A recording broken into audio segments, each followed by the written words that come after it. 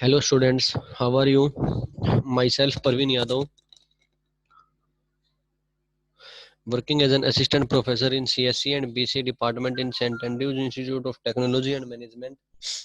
Today we are going to discuss about the last topic from the unit number 4, the subject computer architecture and organization, that is virtual memory. Basically virtual memory हमें क्यों required है और ये ऐसा क्यों है कि हमें अपने सिस्टम में वर्चुअल मेमोरी को यूज ही करना पड़ता है, हमारे प्रोसेसर एक वर्चुअल मेमोरी को यूज ही करता है। तो इसका एक सिंपल सा एग्जांपल ये है कि सपोज कि हमारे पास जो मेमोरी स्पेस है वो जस्ट 2 GB रैम आपके पास, बट आपका जो प्रोग्राम है वो 2 GB से ज्यादा है। तो उस प्रोग्राम को रन करने के लिए हमारा प्रोसेसर क्या करता है, पर्टिकुलर मेमोरी से कुछ पार्ट को वहां पे वो virtual as a virtual memory use करता है, सो डेट कि जितना भी उस प्रोग्राम का पार्ट होगा उसको वो इजीली एग्जीक्यूट करा सके यहाँ पे।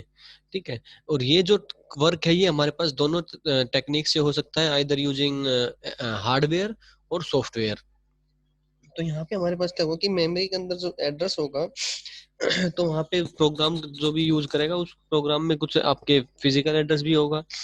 ठीक है, बेसिक डेफिनेशन आपकी यही होगी कि separation of a logical memory from physical memory means आपके पास एक फिजिकल मेमोरी है, उससे आप एक कोई लॉजिकल मेमोरी क्रिएट कर रहे हो, कोई फिजिकल एड्रेस है उससे आपका कोई लॉजिकल एड्रेस क्रिएट हो रहा है। तो आपका जो भी प्रोग्राम की रिक्वायरमेंट होगी आप वो पर्टिकुलर प्रोग्राम को वहां से उठाओगे और उस पर में जाके स्टोर कर दोगे। तो उस काम के लिए हम बेसिकली वर्चुअल मेमोरी को यूज करते हैं। तो यहाँ पे आपके पास दो टेक्निक्स भी यूज होती हैं जिसका कि नाम आपके पास डिमांड पेजिंग और स्वैपिंग। ये इंपॉर्टेंट सब, ये जो टॉपिक है ये आपका ऑपरेटिंग सिस्टम में भी आएगा। यहाँ पे आपकी काफी सारी टर्म्स यूज होंगी, that is page fault, translation, look aside buffer वगैरह एंड ऑल। तो यहाँ पे हम बेसिकली अपनी सिंपल वर्चुअल मेमोरी के बारे में देखेंगे। So virtual memory is the separation of logical memory from physical memory. Means आपके पास कोई मेन मेमोरी है, रैम है, उससे ही कोई सेपरेट होके एक लॉजिकल मेमोरी क्रिएट हुई है जिसको कि हम वर्चुअल मेमोरी बोलते हैं। This separation provides large virtual memory for programmers when only small physical memory is available. हमने बात की कि आपका जो आप जो प्रोग्राम एग्जीक्यूट कराना चाहते हो वो प्रोग्राम का जो साइज है वो ज्यादा है और हमारी जो मेन मेमोरी का साइज है वो कम है। तो उसकी वजह से हमारा प्रोसेसर क्या करता है कि एक लॉजिकल मेमोरी क्रिएट कर देता है, सो डेट कि कुछ पार्ट्स को वो जो कंप्लीट प्रोग्राम को एक साथ एग्जीक्यूट ना करके कुछ कुछ पार्ट को वो एग्जीक्यूट करे। Virtual memory is used to give programmers the illusion that they have a very large memory even though the computer has a small main memory। ठीक है, तो ये टेक्निक है जो हमने बात की थी कि इसको हम बाय यूजिंग हार्डवेयर और बाय यूजिंग सॉफ्टवेयर दोनों टेक्निक से हम वर्चुअल मेमोरी जो है हमारे, हम उसको अचीव कर सकते हैं। यहाँ पे बेसिकली क्या होगा कि जो मेमोरी एड्रेसेस हमारा जो प्रोग्राम यूज करेगा उसको हम बोलते हैं वर्चुअल एड्रेस, जो कि हम कह सकते हैं कि एक फिजिकल एड्रेस के थ्रू ही हमारा वर्चुअल एड्रेस है, लॉजिकल एड्रेस वहाँ पे क्रिएट होता है। सो यहाँ पे आपके पास है कि all memory reference within a processes are logical address that are dynamically translated into physical address at run time. कि जो लॉजिकल एड्रेस है आपका वो किस टाइम किस में कन्वर्ट हो जाएगा, आपका फिजिकल एड्रेस में कन्वर्ट हो जाएगा at the time of program running of a programme.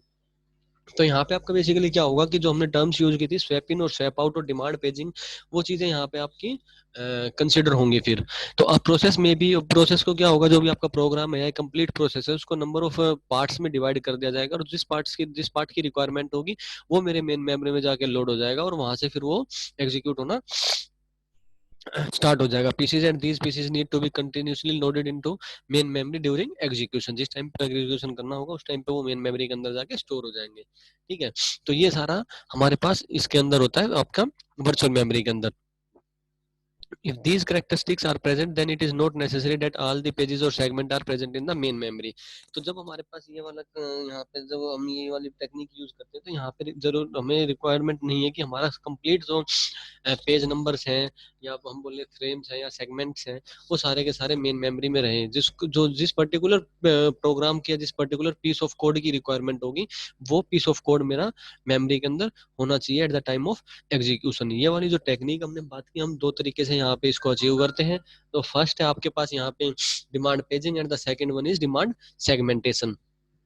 Demand paging और डिमांड स्वैपिंग सेगमेंटेशन। तो यहाँ पे आपके पास ये है आपका वर्चुअल मेमोरी के रिगार्डिंग। यहाँ पे बेसिकली क्या हो रखा है कि ये आपकी वर्चुअल मेमोरी है, ये आपके पेज नंबर से, डेट मीन्स कि वर्चुअल मेमोरी को यहाँ पे हमने डिवाइड किया हुआ है पेज नंबर के फॉर्म में। ठीक है, एक आपका यहाँ पे लॉजिकल एड्रेस होगा जिसके अंदर आपका फर्स्ट होगा पेज नंबर, सेकंड होगा आपका पेज ऑफसेट, और फिजिकल एक फिजिकल एड्रेस होगा जिसके अंदर की आपका फ्रेम नंबर होगा और फ्रेम ऑफसेट होगा। अब यहाँ पे हो क्या रखा है, बेसिकली ये पेज नंबर है आपके। ठीक है, एक लार्ज प्रोग्राम है जिसको अलग अलग पार्ट्स में डिवाइड करके यहाँ पे वर्चुअल मेमोरी में स्टोर करके रखा हुआ है। जिस भी पेज की रिक्वायरमेंट होगी या जिस भी पीस ऑफ कोड की रिक्वायरमेंट होगी, मेरा प्रोसेसर यहाँ से उठाएगा, ये मेमोरी मैप के थ्रू हमारा वो कंटेंट यहाँ पे प्रोसीड हो जाएगा। या फिर हम बात करें कि मेमोरी मैप से मेरे पास सेकेंडरी मेमोरी से भी हो सकता है कि मुझे डाटा मेरी मेन मेमोरी में ना हो, मुझे सेकेंडरी मेमोरी से लेना पड़े, जो भी हमारे पास यहाँ पे रिक्वायरमेंट होगी पर्टिकुलर पेज में। हो सकता है कि हमें कुछ आपका पेरिफेरल डिवाइस से कोई इनपुट चाहिएगा, या हो सकता है कि हमें आउटपुट आउटपुट या कुछ पेरिफेरल डिवाइस में आपको कुछ राइट कराना हो, तो उस पर्टिकुलर चीज के लिए यहाँ पे आपके पास ये लिंकिंग अप होगा सेकेंडरी मेमोरी के साथ। और जो फिजिकल मेमोरी है हमारे पास, मेन मेमोरी है, वो बाई डायरेक्शनल होगी विद सेकेंडरी मेमोरी।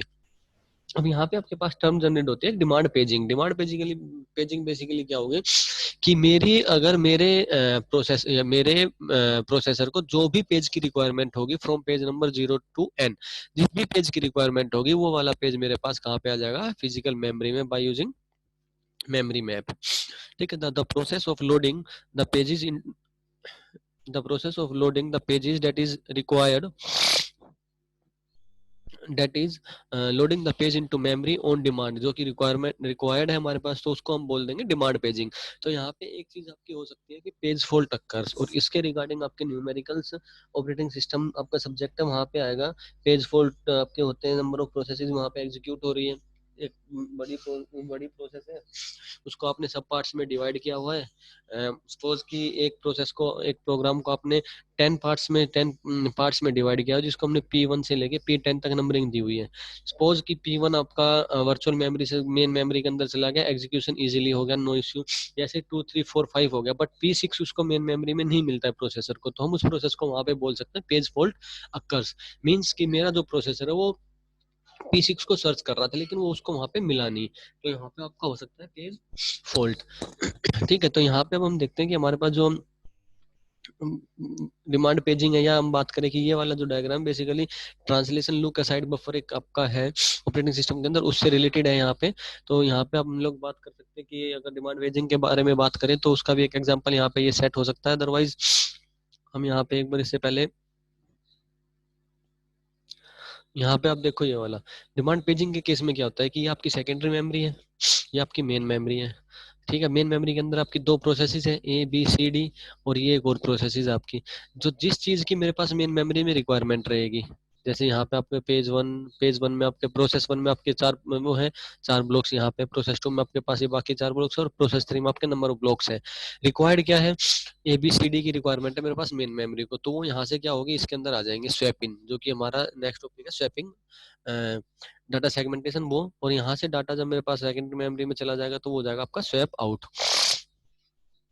ठीक है, तो यहाँ पे आप देखते हैं, यहाँ पे ये क्या हो रखा है, यहाँ पे हमने नंबरिंग दी हुई है, तो ये प्रोसेस हमारे पास जैसे नंबरिंग डाली हुई है उसी के अकॉर्डिंग एग्जीक्यूट होता है। फर्स्ट में ये, then second, then third, then fourth, then fifth. यहाँ पे हो क्या रखा है, स्पेशली सीपीयू ने रिक्वेस्ट की एक पेज नंबर की। ठीक है, तो पेज नंबर क्या है, यहाँ पे पेज नंबर 3 है, ऑफसेट क्या है 10 है, तो टोटल साइज हमारे पास ये हो जाएगा 13 बिट्स का हमारे पास लॉजिकल एड्रेस है, और ये हमारे पास लॉजिकल एड्रेस स्पेस है, ये आपका पेज टेबल है, ये आपका फिजिकल एड्रेस है, फिजिकल मेमोरी बोल सकते हैं आप। तो यहाँ से ये जनरेट हुआ आपका 2 to 10। अब यहाँ पे क्या हुआ कि जब फर्स्ट स्टेप आया तो हमारे पास मेरा प्रोसेसर क्या करेगा, यहाँ पे चेक करेगा पेज टेबल के अंदर। फर्स्ट कंडीशन हम लेते हैं कि पेज मिस वाली, पेज फॉल्ट अक्कर, मीन्स हमारे पास जो पेज फॉल्ट है वो अक्कर हो गया। तो जब पेज फॉल्ट अक्कर हुआ है तो हमारे पास क्या होगा कि यहाँ से ऑपरेटिंग सिस्टम प्रोसेस को अपने अंदर लेगा, और यहाँ से वो जाएगा लॉजिकल मेमोरी के पास, लॉजिकल एड्रेस स्पेस के पास, लॉजिकल एड्रेस स्पेस के पास। यहाँ पे आपके पास जो भी नंबरिंग होगी, जो भी आपका एड्रेस होगा, वहां पे जो डाटा होगा उसको वो उठाएगा और वो स्टोर करा देगा पेज एड्रेस में। ठीक है। यहाँ पे आपका ये आप बोल सकते हो कि आपका ये पेरिफेरल डिवाइस भी है, कि आपके पास डाटा जो आपको चाहिए हो सकता है कि आपको पेरिफेरल डिवाइस से चाहिए, तो मान के चल रहे सपोज के आपका पेरिफेरल डिवाइस है, यहाँ से आपको डाटा चाहिएगा, यहाँ से आपको डाटा चाहिए तो आपका डाटा कहाँ पे आके स्टोर हो जाएगा, फिजिकल एड्रेस स्पेस में। तो यहाँ पे हमने नंबर ऑफ प्रोसेस ऑलरेडी लिखी हुई थी P7, P5, P3 और P4। ठीक है। तो हमने क्या किया कि यहाँ पे अपडेट हो रखे P2 के साथ। अब यहाँ पे क्या हो रखा है, जब ये P2 के साथ अपडेट हो जाएगी तो यहाँ पे 5th नंबर पे क्या होगा कि अब जो फिजिकल एड्रेस यहाँ पे जनरेट हुई है, जो प्रोसेस यहाँ पे अपडेट हुई है, वो प्रोसेस हमारे पास पेज टेबल में आ जाएगी। ठीक है। और वो पेज टेबल में आने के बाद वो एग्जीक्यूशन स्टार्ट हो जाएगी। लेकिन अगर पेज यहाँ पे आपको मिल जाता है, अगर यहाँ पे आपको पेज नंबर मिल जाता है तो डायरेक्ट यहाँ पे जाएंगे और उसको वो डायरेक्टली वहाँ पे पेज नंबर मिल जाएगा। अब इसका थियोरेटिकल पोर्शन क्या है कि if a CPU try to refer a page that is currently not available in main memory, कि CPU मेरे पास एक पेज को ट्राई कर रहा है जो कि मेन मेमोरी में नहीं है, it generates an interrupting signal memory access fault। उसके बाद the operating system puts the interrupted process in a blocking state. अब ऑपरेटिंग सिस्टम क्या करेगा, उस पर्टिकुलर प्रोसेस को ब्लॉक स्टेट में डाल के out operating system must bring the required page into the memory. तो ऑपरेटिंग सिस्टम क्या करेगा, मेमोरी के अंदर उस पर्टिकुलर पेज को लोड कराएगा। Operating system will search for the required page के लिए वो कहाँ पे सर्च करेंगे, लॉजिकल एड्रेस स्पेस में हम लोग सर्च करेंगे। The required page will be brought from logical address space to the physical address space. अब आपका रिक्वायर्ड जो पेज होगा वो कहाँ पे आ जाएगा, लॉजिकल एड्रेस से निकल के फिजिकल एड्रेस के अंदर आपका जो पेज है वो वहाँ पे अपडेट हो जाएगा, और जो भी एल्गोरिदम्स वहाँ पे लगेंगी उस एल्गोरिदम के थ्रू वो पेज वहाँ पे आके अपना स्टोर हो जाएगा। उसके बाद वो यहाँ पे सिग्नल जनरेट होगा, signal will be send to the CPU, एक सिग्नल सीपीयू के पास जाएगा, तो सीपीयू अपनी उसके बाद अपना जो एग्जीक्यूशन है उसको वो कंप्लीट करेगा। तो यही चीज यहाँ पे डिफाइन की हुई है कि ये आपके पास मेन मेमोरी है, मेन मेमोरी से आपके पास एक फिजिकल एड्रेस जनरेट हो रहा है, फिजिकल एड्रेस जो जनरेट हो रहा है, फिजिकल एड्रेस स्पेस में आपके पास डाटा आ जाएगा, वहां से कोई एड्रेस जनरेट होगा और फिर वो आगे प्रोसीडिंग करेगा। ठीक है। तो यहाँ पे इसके बाद डिमांड पेजिंग के अंदर बेसिकली एडवांटेजेस क्या है कि मोर प्रोसेसेस में be maintain in the main memory. Main memory के अंदर हम एक से ज्यादा प्रोसेसर को यहाँ पे रख सकते हैं, because we are going to load only some of the pages. क्योंकि हम यहाँ पे क्या करते हैं कि कुछ पेजेस जो हमारे पास होते हैं, जो रिक्वायर्ड पेजेस होते हैं, उसी को हम यहाँ पे लोड करके रखते हैं। तो जो हमारे पास प्रोसेसेस है वो भी यहाँ पे रन हो सकती हैं। देन सेकंड है प्रोसेस में भी larger than all of the main memory. जो प्रोसेस हमारे पास वो मेन मेमोरी से ज्यादा हो सकती है। तो one of the most fundamental restriction in programming is lifted a process larger than the main memory can be executed because of demand paging. Means वही जो हमने अभी तक बात भी की है कि एक प्रोसेस मेन मेमोरी के साइज से ज्यादा है, अगर अगर हम उसको एग्जीक्यूट कराना चाहते हैं तो हमारा प्रोसेस जो पर्टिकुलर प्रोसेस को एग्जीक्यूट कराने के लिए हम लोग डिमांड पेजिंग का यूज करते हैं। It allows greater multi programming levels by using less of memory space for each process.